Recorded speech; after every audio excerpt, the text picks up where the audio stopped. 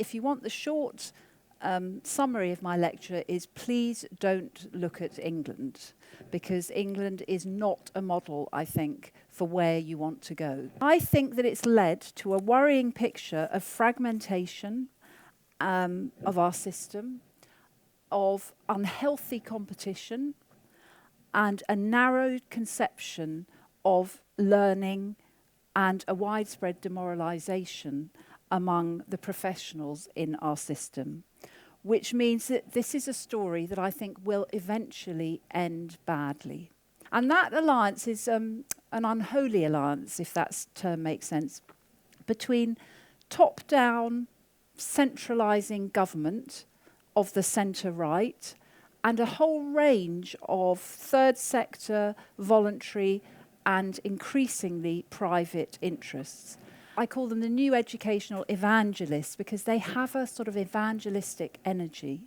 They really, I think we have to credit them with sincerity. They believe that they've taken over a ailing and rotten public state education system and they are transforming it. You know, that if the original aim was to improve public systems, I think if I look at my side of the school wars, and school wars is just a term, I think those of us who believed in good neighbourhood schools, those of us who believed in comprehensive education, non-selective schools, those of us who thought teachers were on the whole doing a good job, we weren't smart enough, we weren't quick enough to come up with our own plans for improvement.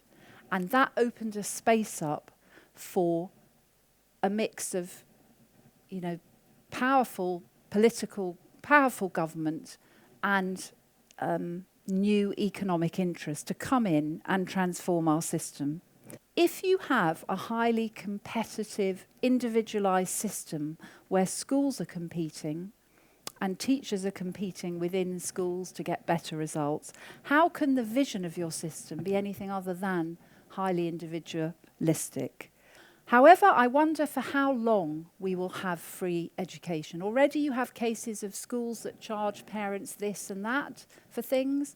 And there was an interesting case where the school that the Prime Minister and the Education Secretary sent their daughter, which is a highly successful London state school, rather selective but successful.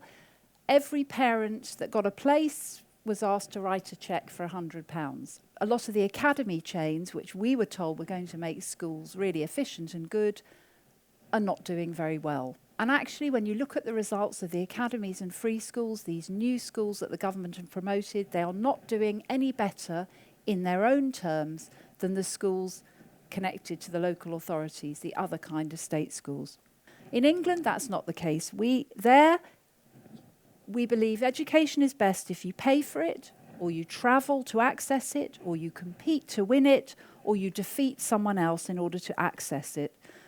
What about returning to the idea of less choice and more of a rich educational experience locally as a human right? The kind of ideas that Diane Ravitch has put forward and that have seemed to work in Finland. And part of that means a highly trained, specialised and skilled teachers.